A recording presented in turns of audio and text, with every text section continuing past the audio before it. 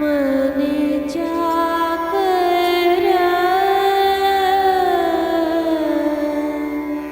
राखो जी,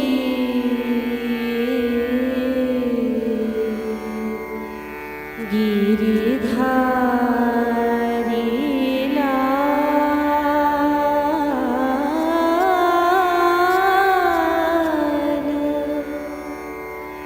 मन जाकर राखो जी,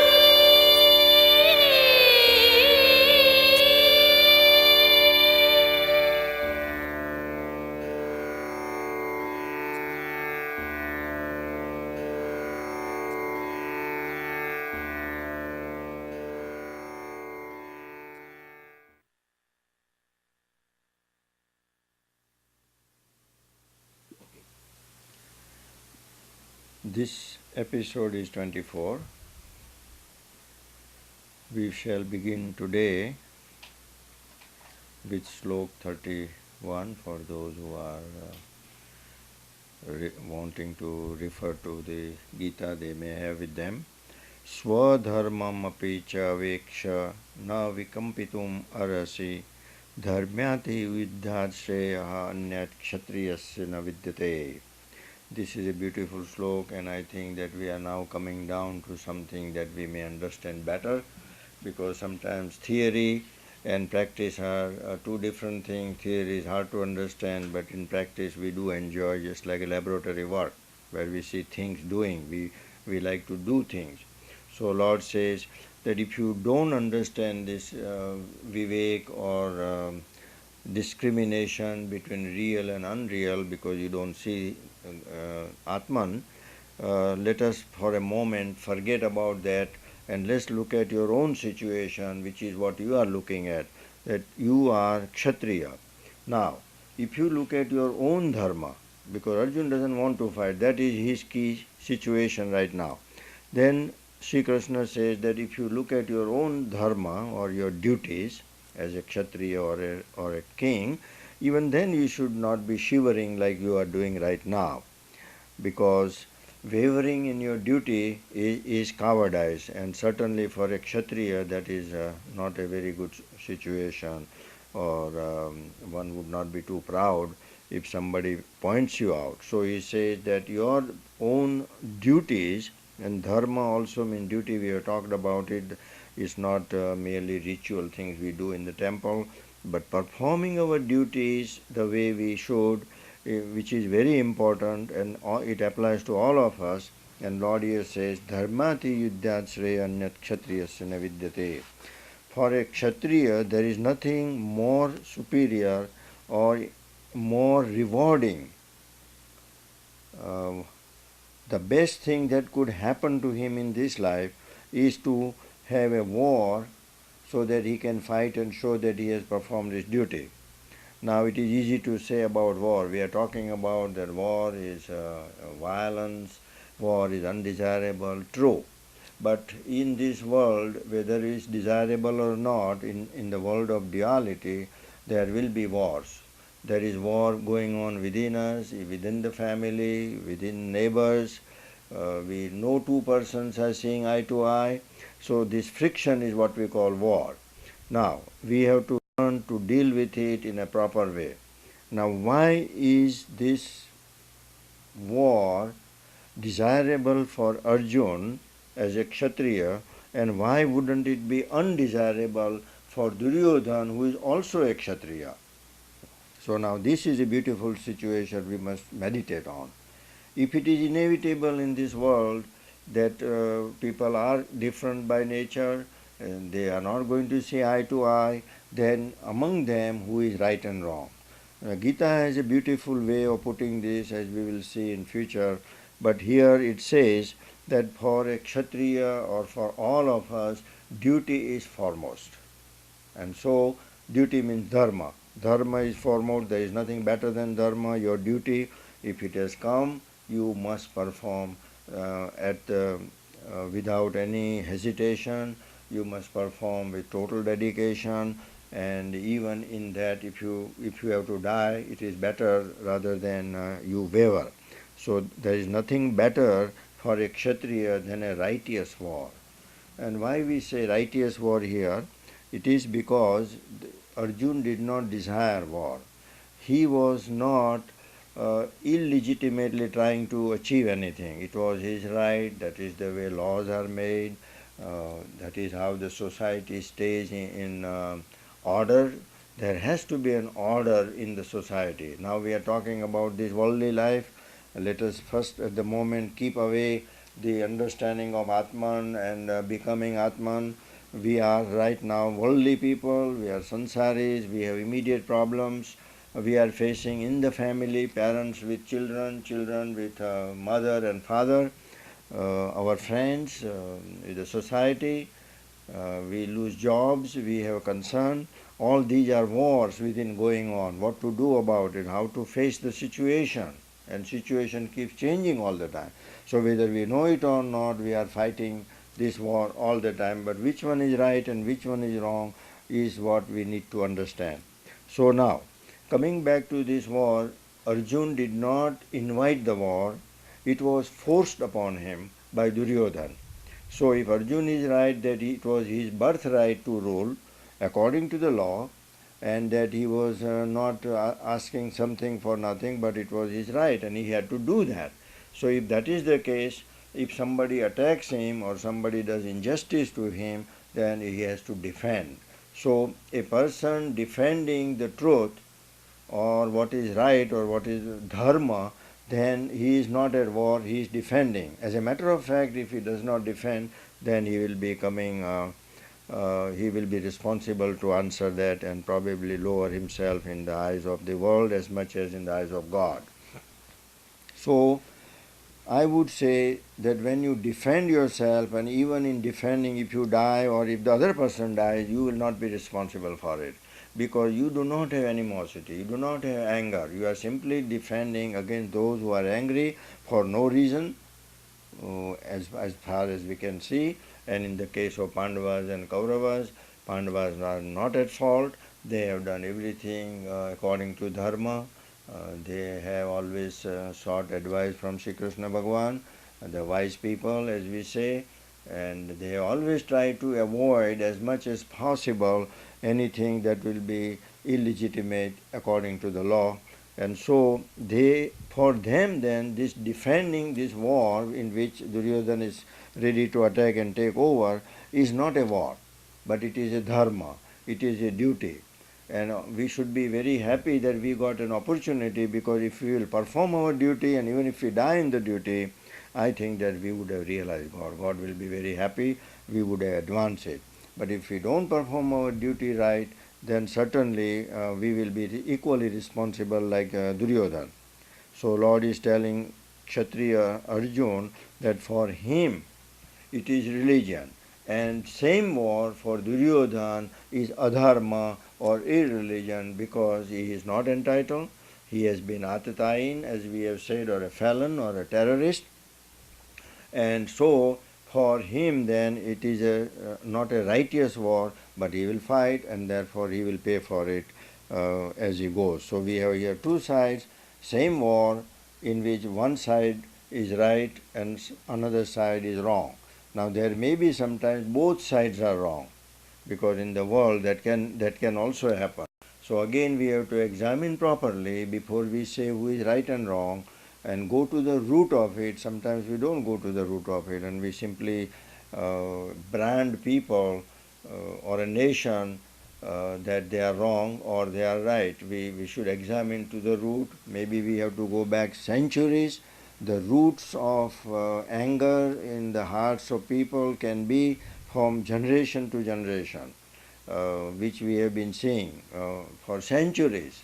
We have seen that people have that misunderstanding and they continue. So it is not very easy for us to judge who is right and wrong. Only the saints, only those who have no anger, who really do not have anything to grind, even on religion, then they can make a good judgment. Here Sri Krishna Bhagavan alone can make judgment, because he really loved both Duryodhana and Arjun. But unfortunately Duryodhana didn't love himself. So it is like the sun. Sun gives light to everybody. If you don't take the light, it is your fault. You cannot blame the sun if you are hiding in a cave. Similarly, Bhagwan loves everybody, whether you are evil or good. As far as he is concerned, it's like a sun or clouds that give water to everybody, whether you have plowed your field or not. They don't distinguish between good and evil. They simply give water. Similarly, love is always available to us. It is our nature, whether we are able to grasp it, whether we are ready to take advantage of it. So similarly, this is the world in which God Himself does not take part in right and wrong because He is beyond both.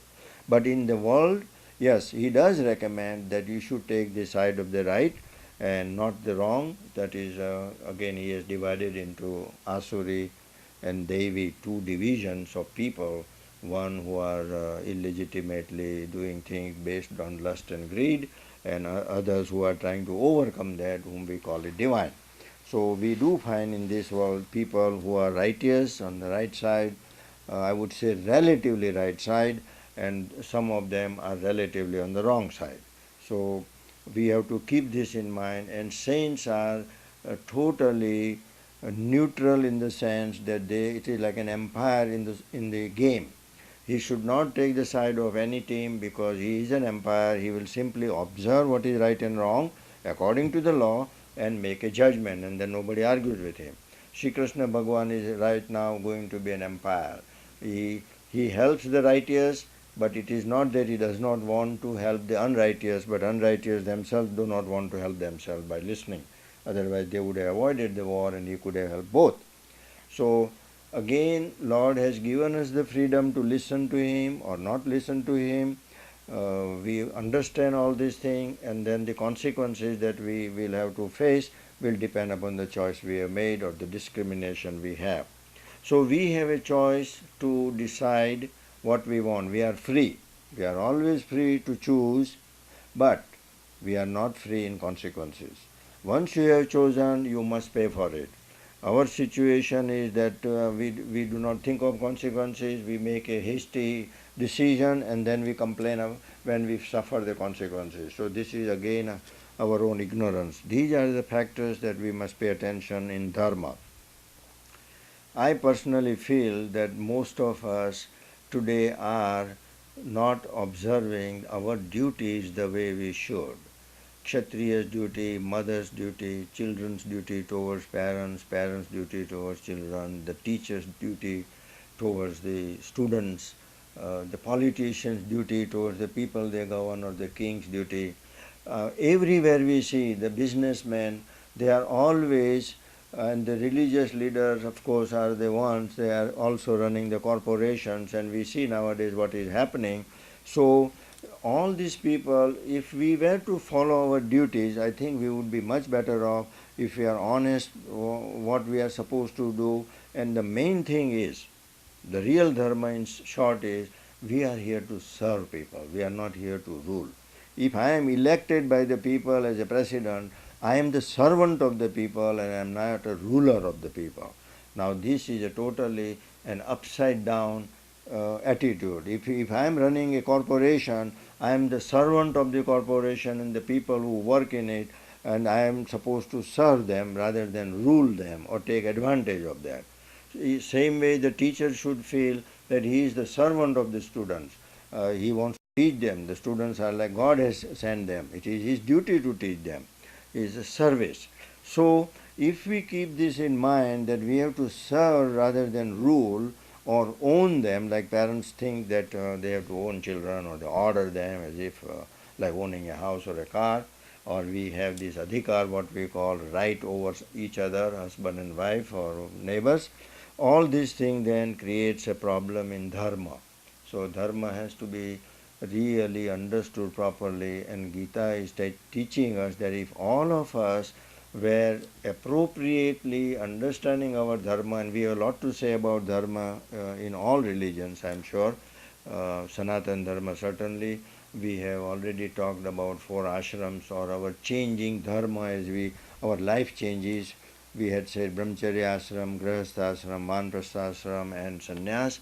Those 4 stages of a man were showing different duties of man. doing appropriately is a way going towards realizing God or realizing the truth that what we are after, or realizing the peace that we are looking for. I just read yesterday in the San Jose, there is a newspaper here in San Jose called San Jose Mercury News.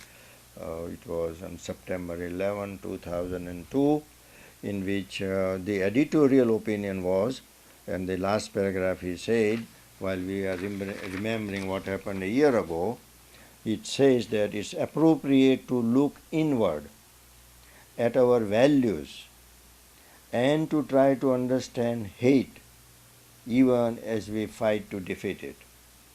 So this was the title, this was the editorial opinion, that means we can say opinions of the large masses.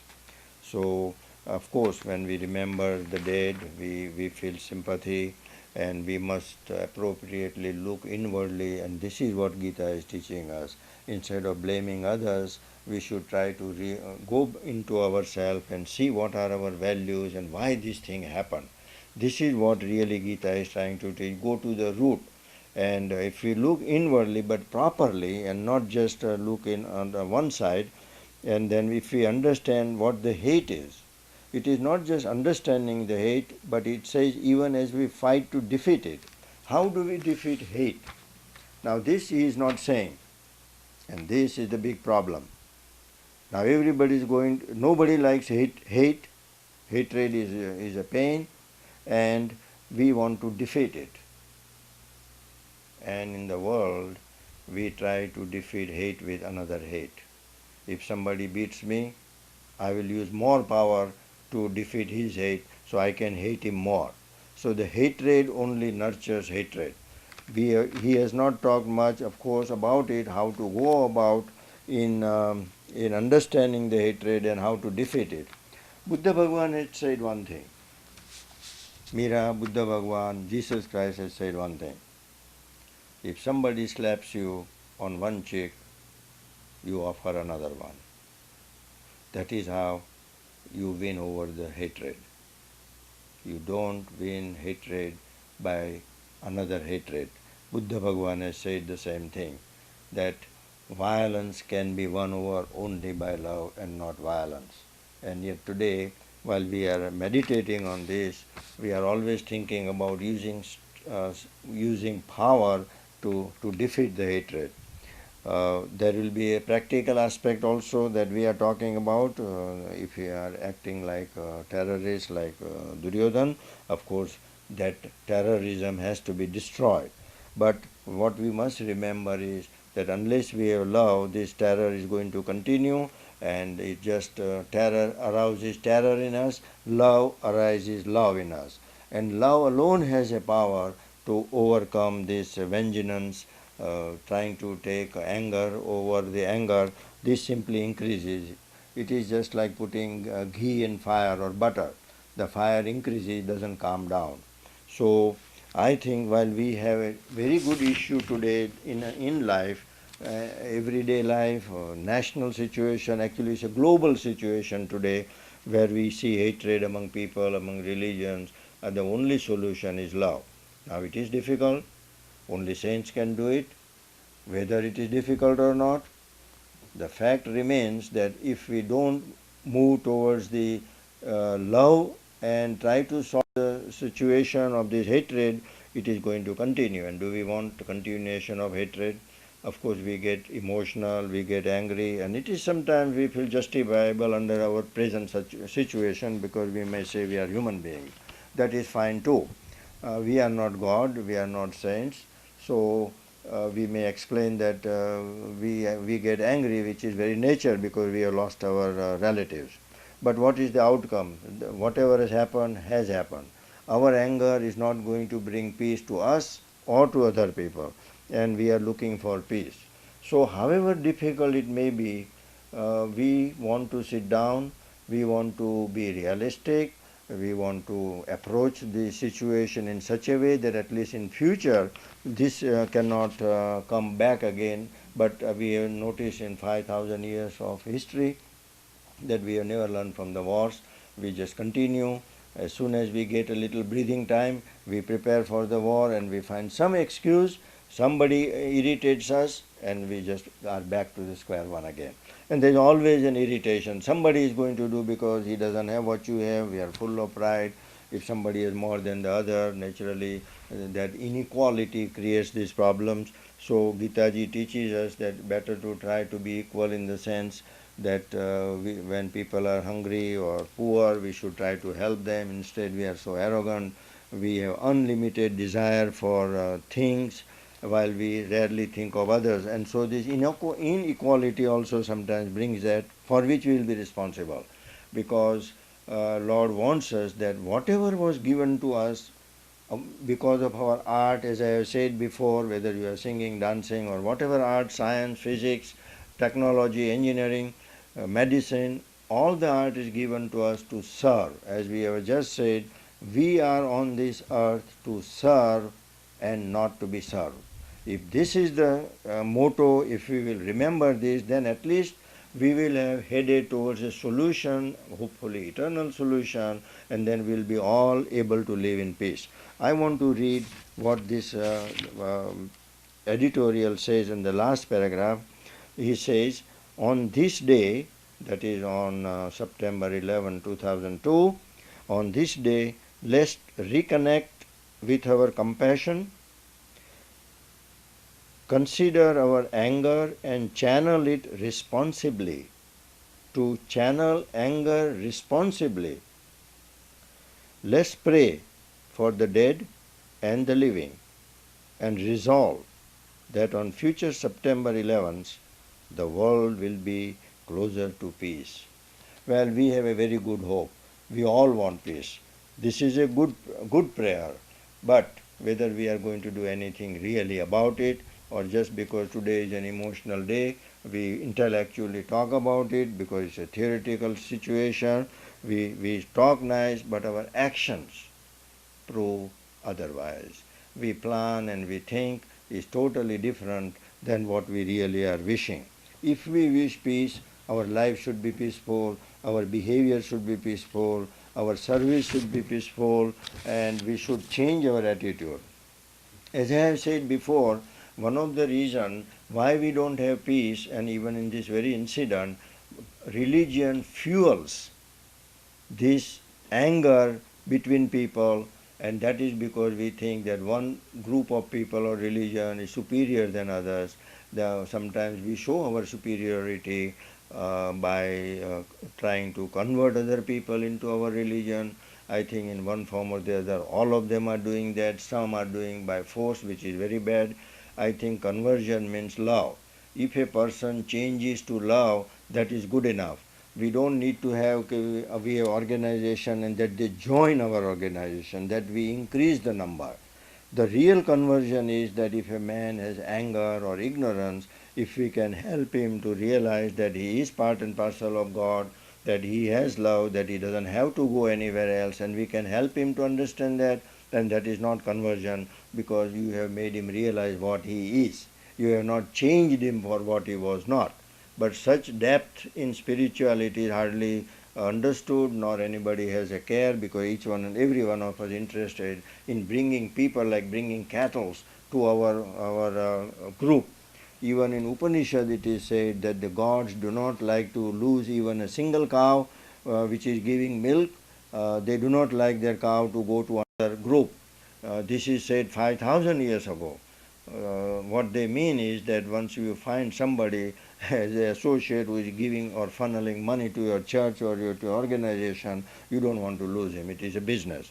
And there was a warning that this is a business and it has nothing to do with spirituality.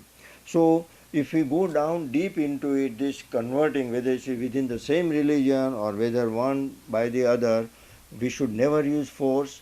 We should never in a very subtle way, we should not try to take advantage of people by money or some other politically. Supposing British were in India were ruling, so they took advantage of even converting the people. So they took the political situation, took an advantage of it to convert the poor, who were of course starving, and so they took the advantage of changing. Now this is not what Jesus would want. He simply says, follow me rather than convert. And following is to practice. And I think if we practice what he taught on the Sermon on the Mount, I think that main thing, we would have been converted. And once we get converted to God, we would never wish that others convert to us, but we would wish that others convert to God. All of us should remember that all of us need to be converted to one God rather than to convert with each other. And yet we are trying that, and that is why we don't find peace. So these are some of the root. We talk about it, we wish well, but we do very little about the root causes. That let's bring love and understanding that every religion has a good things to learn. They have been taught right. If they practice it right, they are nice people. We can live with them. The lions live with tigers. They all maintain their situation. They have their domain, and they don't create friction or fight with each other. So even if we are different in skin or in a place geographically or male or female, I think that we can all live in peace if we use this principle of love, where God has put harmony in nature. We can see the trees don't fight even though they are different in nature among themselves. Animals don't fight. I think the human beings are the only ones who have this trouble because they do not follow the law, the spiritual law that God wants us. So we have a solution. All of us have a solution, no matter what our past. Every country, every religion, every people have a solution. Not to try to force upon others our views. It is sufficient if we keep our views to ourselves, we try to change ourselves and let our good conduct have its effect on others rather than telling them what is good conduct while we ourselves might be doing something opposite inside. We are more hypocrites than we think. So I think the saints have always taught us that we are here to love people rather than teach them or convert them for the sure. And yet we have great empires we have built in religion or in politics. Politics obviously does that, economics does that, but surprisingly even religion has done this thing. So I personally believe that all of us should restructure or rethink about our own religion. I have seen great meetings of the leaders of the major religions. They talk about it a couple of weeks and they make a joint statement just like the political leaders in United Nations make, but do nothing about changing their methods, which is in a very hidden way has a desire to expand their following, their wealth, their power, and I think that each one, if he has an opportunity, would want to do it. So that what I'm trying to say is that we say something, but we don't mean or we don't try to follow the path to achieve the peace. We all can achieve peace if we really mean it. But we say one thing, but in our heart we know that we are superior to others, and in the very opportunity we will get, we will take advantage, whether it is physical power, economic power, or whatever it may be. And that is why wishing peace is one thing, achieving peace is another thing. I think our goal in Gita is to help not only every religious group, but every individual, to give him freedom, to empower him with his wisdom and love that God has given him, that he doesn't have to be slave, that he can live with other people just as peacefully, whether he believes in God in this way or that way, on this form or the other form, where love has no form. And therefore, if we are all looking for love and peace, then we must follow the path of love and peace. And that begins with dharma. Dharma means then we try to understand what my dharma is, my duty is, and my duty is not to convert others but to convert myself, to point out my own weakness rather than point out others' weakness. This may be true even in a family. If we will do this, then we would have begun this our goal of finding ultimate peace, where all of us can live in peace, because God does wish that all of us live in peace. God has made the world for us to enjoy. There is plenty of food, plenty of love, plenty of knowledge, and yet because of our unlimited greed and our desire for power, I think that we are creating our own problem and we lose our own peace while we think that we are working for peace. So we will want to examine all these things to the very root, and we will find that we do have a solution. It is never too late. and every one of us have a chance to restructure or reorganize our life. Om Shanti, Shanti, Shanti, Hari Om Tat Sat.